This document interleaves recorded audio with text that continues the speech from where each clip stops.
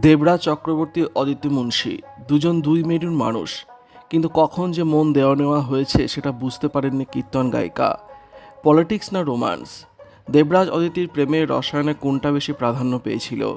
দাম্পত্যের সত্যিটা জানলে আপনিও চমকে উঠবেন।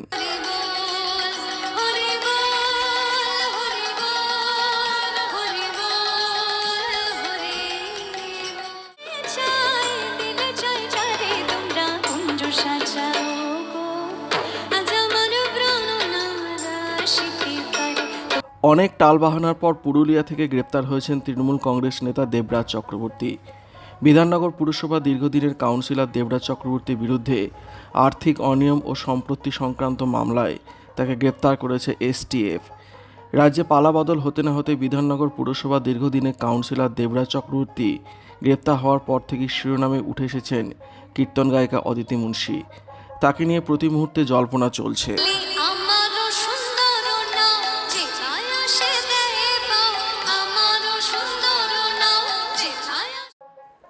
জনপ্রিয় রিয়েলিটি শো সারেগামাপার 2015 প্রতিযোগী ছিলেন অদিতি মুন্সি। সুরেলা কণ্ঠের জাদুতে সকলের মন জয় করে নিয়েছেন কীর্তন গায়িকা। ভক্তিমূলক গানে এর আগে তার মতো করে এভাবে কেউ লাইমলাইটে আসেনি। ঠিক সেই সময় অদিতির কীর্তন শুনে মন মজেছিল দেবরাজেরও। অদিতির গান শুনে মুগ্ধ হয়ে অদিতির সঙ্গে যোগাযোগ শুরু করেন তিনি। তবে দেবরাজের ফোনের উত্তর দেননি কীর্তন গায়িকা। শোনা যায় দেবরাজের সঙ্গে রিলেশনে যেতে রাজি হননি তিনি। তবে দেবরাজ দমে যাওয়ার পাত্র নন। অদিতির মন পেতে নানা উপহার পাঠাতে শুরু করেন তৃণমূলের দাপুটে নেতা। উপহার দিয়েই দমে যাননি দেবরাজ। তারপর থেকে অদিতির বাড়িতেও যাতায়াত শুরু করেন এবং ধীরে ধীরে পরিবারের সদস্যদের মন জয় করতে শুরু করেন তিনি। বাড়ির লোকের সঙ্গে কথা বলে তারপর অদিতিকে বিয়ে প্রস্তাব পাঠান দেবরাজ। 2018 সালে কলকাতার ইকো পার্কে জাঁকজমকপূর্ণ অনুষ্ঠানের মধ্য দিয়ে বিয়ে হয় তাঁদের। বিয়ের পর থেকে দিব্যি চলছিল। সদ্যই ছেলের মা হয়েছেন অদিতি। গানের অনুষ্ঠান তো চলছিল, পাশাপাশি লাইভ কনসার্টও। দেশ বিদেশে অনুষ্ঠানে যেতেন অদিতি। এরই মধ্যে আচমকা ছন্দপতন। দেবরাজের গ্রেপ্তারির পর সব যেন মুহূর্তে পাল্টে গেল। অভিষেকের অত্যন্ত ঘনিষ্ঠ বলেই পরিচিত দেবরাজ এবং খুব অল্প সময়ের মধ্যে সুজিত বসুর হাত ধরে অভিষেক বন্দ্যোপাধ্যায়ের সঙ্গে ঘনিষ্ঠতা বাড়িয়ে রাজনীতির ময়দানে নিজের জায়গা করে নেন।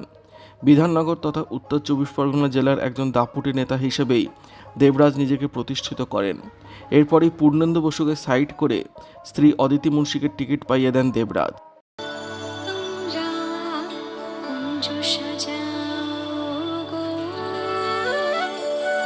2021 সালে বিধানসভা নির্বাচনে অদিতি মুন্সিকে বিধায়ক পদের প্রার্থী হওয়ার টিকিট দিয়েছিলেন প্রাক্তন মুখ্যমন্ত্রী মমতা বন্দ্যোপাধ্যায়।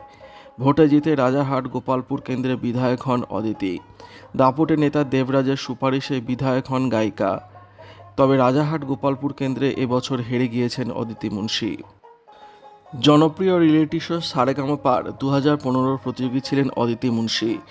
সুরেলা কণ্ঠের জাদুতে সকলের মন জয় করে নিয়েছিলেন কীর্তন গায়িকা।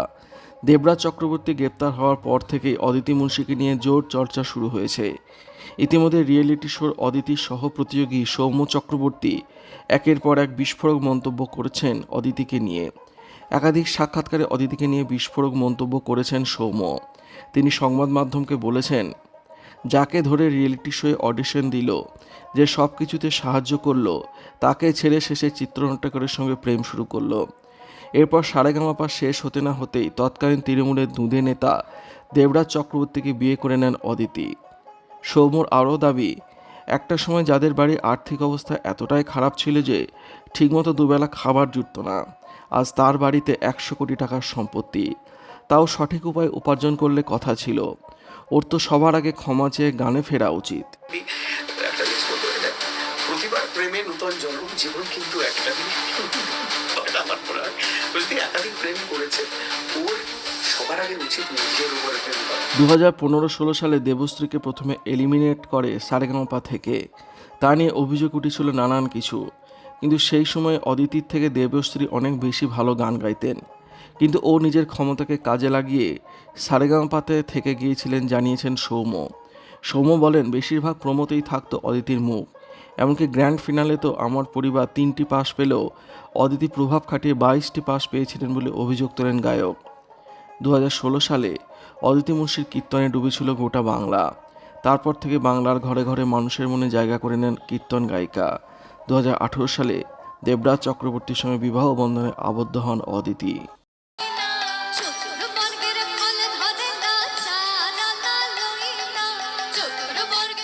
বিধাননগরের প্রাক্তন কাউন্সিলর দেবরাজ চক্রবর্তীকে গ্রেপ্তারের পর তাঁর বিরুদ্ধে আয় বহির্ভূত সম্পত্তি, জমি দুর্নীতি, তোলাবাজি এবং আর্থিক লেনদেন সংক্রান্ত অভিযোগের তদন্ত আরও জোরদার হয়েছে। দেবরাজ চক্রবর্তী এবং অদিতি মুন্সির বিপুল সম্পত্তির হদিশ মিলেছে। তদন্তকারী সংস্থার সূত্রের দাবি, রাজারহাট ও নিউ টাউনের একাধিক এলাকায় তাঁর নামে বিপুল সম্পত্তি ও জমি ও ফ্ল্যাটের হদিশ মিলেছে। পাশাপাশি এই মামলায় এনফোর্সমেন্ট ডিরেক্টরেট বা ইডি ইসিআইআর নথিভুক্ত করার প্রস্তুতি শুরু করেছে বলে জানা যাচ্ছে। তদন্তে উঠে এসেছে, রাজারহাটের জগদীশপুর, বিষ্ণুপুর, থাকদাঁড়ি ও নিউ টাউন মৌজায় একাধিক জমি কেনা হয়েছে।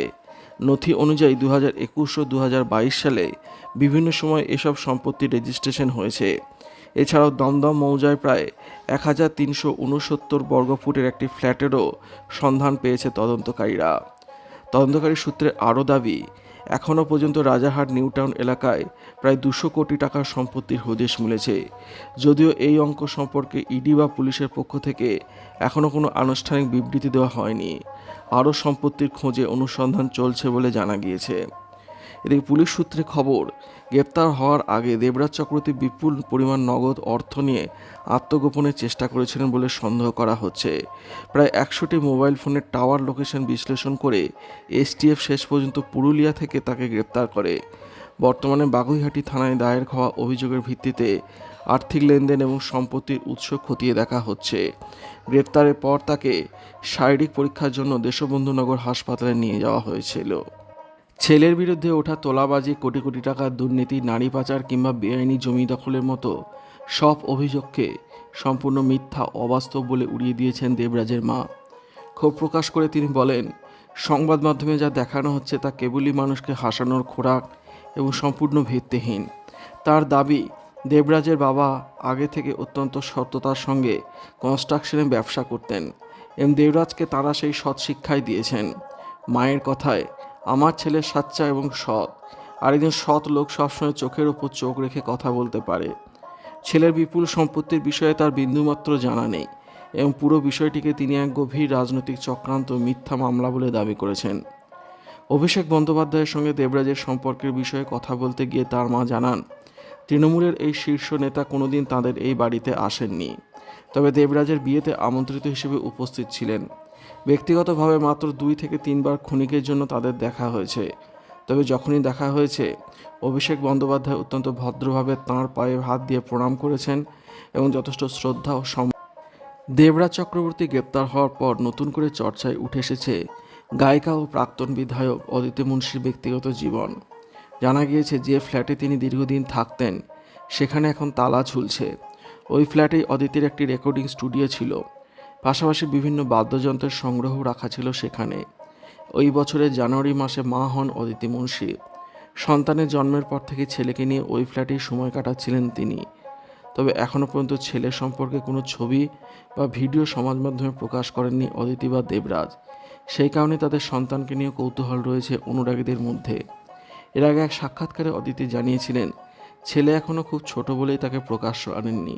তিনি বলেন, সময় হলে সকলের আশীর্বাদ নেওয়ার জন্য ছেলেকে সবার সামনে নিয়ে আসবেন, তবে কবে সেই দিন আসবে তা নিয়ে তখনও কোনো নির্দিষ্ট পরিকল্পনা করেননি বলে জানিয়েছিলেন গায়িকা। বিধানসভা নির্বাচনের প্রচারের সময় ব্যস্ত থাকলেও ছেলেকে খুব মিস করতেন বলে জানিয়েছিলেন অদিতি। সুযোগ পেলেই ভিডিও কলে সন্তানের সঙ্গে কথা বলতেন। যদিও এই নির্বাচনে পরাজিত হন তিনি। ফল ঘোষণার দিন আবেগপ্রবণ হয়ে পড়েছিলেন অদিতি, যা নিয়ে সে সময় আলোচনা হয়েছিল। এদিকে দেবরাজ চক্রবর্তীর গ্রেপ্তারের পর পরিস্থিতি আরও বদলে গেছে। সূত্রে খবর, ছেলেকে নিয়ে আপাতত ওই ফ্ল্যাট ছেড়ে অন্যত্র রয়েছেন অদিতি মুন্সি। তবে স্বামীর গ্রেপ্তারি বা বর্তমান পরিস্থিতি নিয়ে এখনও পর্যন্ত প্রকাশ্যে কোনো মন্তব্য করেননি তিনি। ভিডিওটি ভালো লাগলে চ্যানেলটি সাবস্ক্রাইব করতে ভুলবেন না। ধন্যবাদ।